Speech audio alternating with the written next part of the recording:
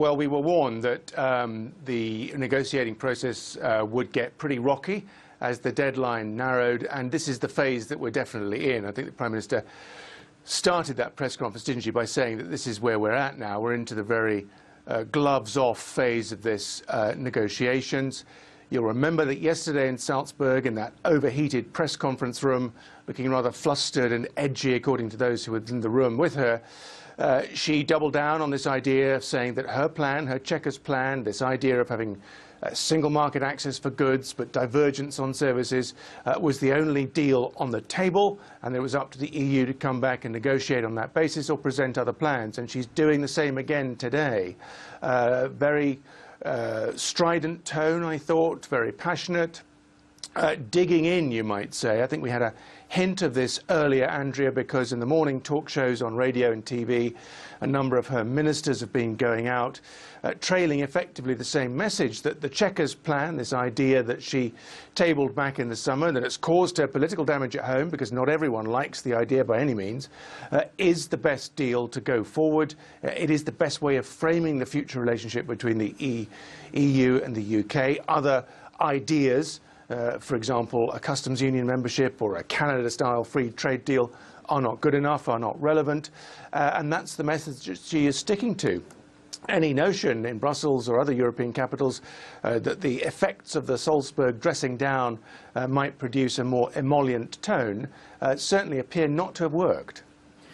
Simon, if you can, I mean, let's just try to really come to grips with what the Northern Ireland issue is. What exactly does the UK think can be done to keep a border-free Irish Republic and Northern Ireland, while one is a member of the EU and the other is not?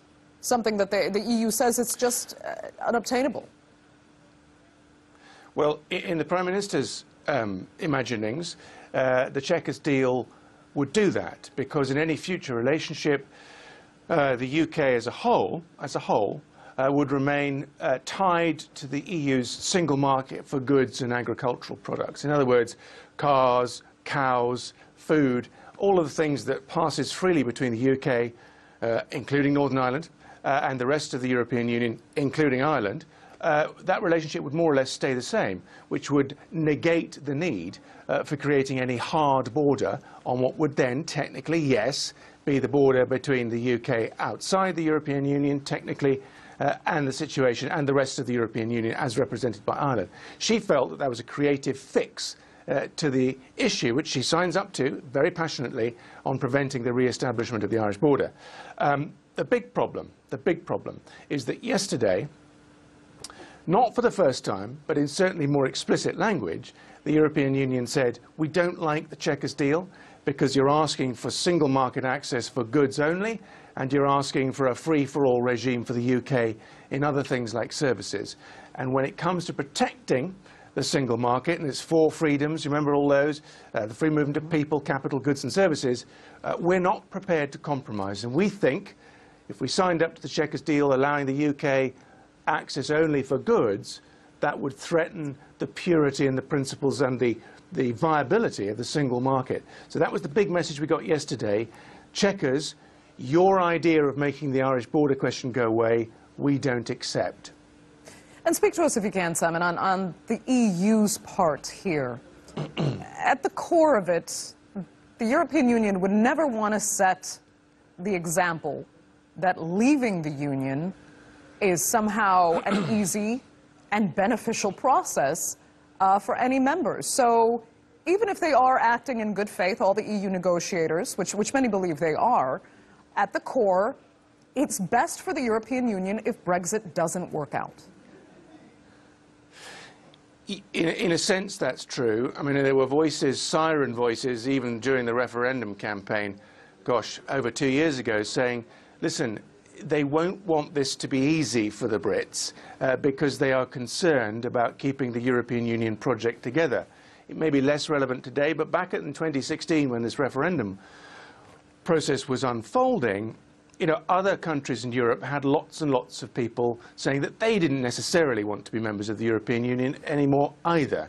So within that context, you could always have said that the European Union was going to make it difficult for the Brits to leave in a way that they could enjoy the benefits of the Brexit deal that the Brexiteers said we would. It's absolutely true. And if you'd be careful to listen to what Michel Barnier and others, Monsieur Macron, Madame Merkel, have been saying all through this tortuous negotiating process, they have said, you know, the consequences of the Brexit vote have to be borne by the British government and the British people. And I will refer you back to that very stark comment from President Macron yesterday. You voted for this. You have to deal with the consequences. The people who told you it was going to be a bed of roses, Monsieur Macron said, are liars. And I think what we're getting down to is a binary choice that the European Union is reminding us. It's not for the first time. In Salzburg, I think they reiterated it in harsh language. You're leaving, you have a number of very limited choices. You can be like Norway. You can remain in the customs union and have all the benefits of the single market, including freedom of movement and immigration. Or you can go off on your own and have a free trade deal like Canada. But if you do, you have to have something called a backstop, which protects the Irish border. The choices are stark, and they're not as pleasant as Prime Minister Theresa May and many other people in the UK imagined that they might be. Stark but logical, most would argue. I mean, Simon, though, tell me, at the end here, what about the push for, first of all, allowing the UK Parliament to review whatever Brexit deal there may be and vote on whether or not it should be implemented, or, and I believe that decision is actually with the European Court of Justice or is being pushed in that direction, or the push by many to hold a second referendum so that the UK public can actually vote on exactly what Brexit is? Well, on the issue of the British Parliament getting a vote on the final deal, that's going to happen. A final and meaningful vote is going to be available to members of the UK Parliament. And that's by no means going to be easy. If, in some extraordinary last-minute negotiation, some version of the Chequers deal with tighter regulations and the UK not having quite as good a deal as it wants is agreed, that has to go before the House of Commons. And it's by no means such a deal would get through.